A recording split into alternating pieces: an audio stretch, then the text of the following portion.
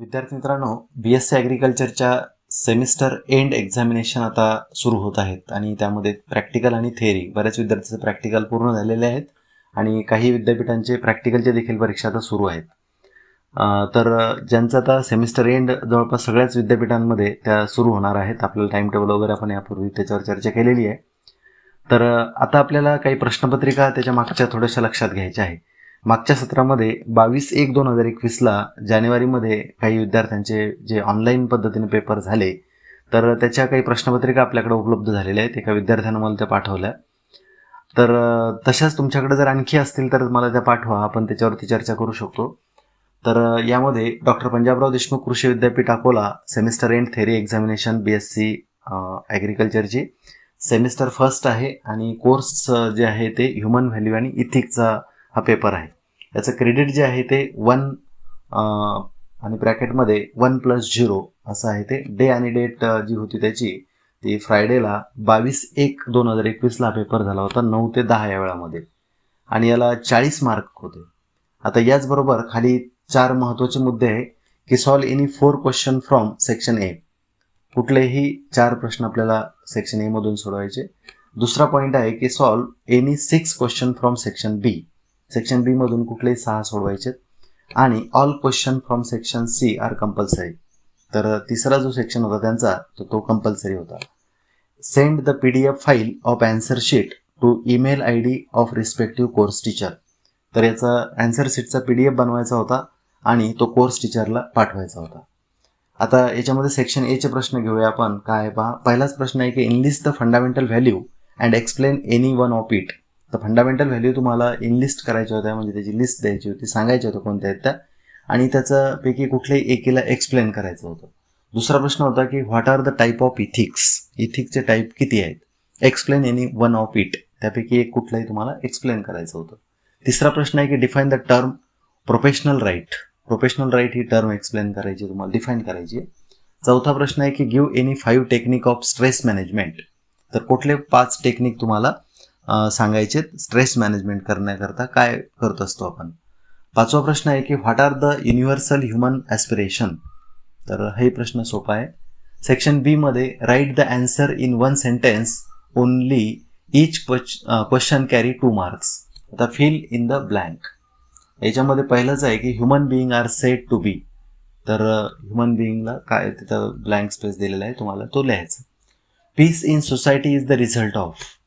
तिसरा प्रश्न आहे की family is a natural laboratory to understand relationship.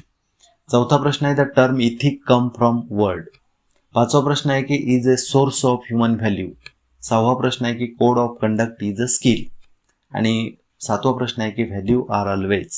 तर यापैकी कोणते 6 प्रश्न तुम्हाला बघा तिथे इच क्वेश्चन कॅरी 2 मार्क्स आणि एका वाक्यात तुम्हाला उत्तर ते द्यायचं होतं. आता ते किती सोडवायचे होते आपण अगोदर बघितलं ते की सेक्शन बी मध्ये सॉल्व एनी 6 म्हटलेले 7 प्रश्न आहे, त्यापैकी कुठलेही 6 सोडवायचे. सेक्शन सी आहे. आता याच्यामध्ये पुन्हा ऑब्जेक्टिव्ह टाईपचे क्वेश्चन आहेत आणि सर्व प्रश्न कंपल्सरी आहे. पहिला प्रश्न आहे की to be in a state of disliking is. तर हॅपीनेस, प्रॉस्पेरिटी, हार्मोनी आणि अनहॅपीनेस असे ऑप्शन आहे, यापैकी एक निवडायचं. दुसरा प्रश्न आहे की in virtual classroom student from remote place get education through. तर ऑफलाईन, ऑनलाईन, लॉग्ड ऑफ की ओपन. तर यापैकी एक ऑप्शन निवडा. तिसरा प्रश्न आहे की our nation faces the problem of inequality of. तर प्रपोर्शन आहे, जेंडर आहे, बॅलन्स आहे की कन्सिस्टन्सी आहे. चौथा प्रश्न आहे की सोर्स ऑफ ह्युमन व्हॅल्यू. तर यामध्ये प्रायो राईट्स आहे की किंवा प्रायो राईट्स आहे, दुसरं प्रिन्सिपल आहे, बिहेवियर आहे आणि स्कूल. यापैकी एक निवडा. The term feeling of having more than required physical facility is health, wealth, condition, prosperity. या 4 पैकी एक निवडा. Challenging situation more productively means. तर याला ॲक्सेप्टन्स म्हणायचं की रिसायलेन्स म्हणायचं की ऑप्टिमिझम म्हणायचं की ॲटिट्यूड म्हणायचं. सातवा प्रश्न आहे की फ्रीडम फ्रॉम मिस्टेक मीन्स. तर याला परसिस्ट म्हणायचं, PERSIST, परसिस्ट, होल्ड, ॲक्युरेसी की हँग.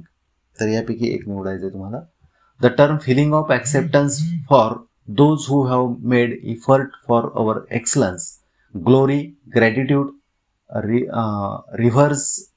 रिव्हरन्स आणि गायडन्स असे 4 पैकी एक निवडायचं आहे.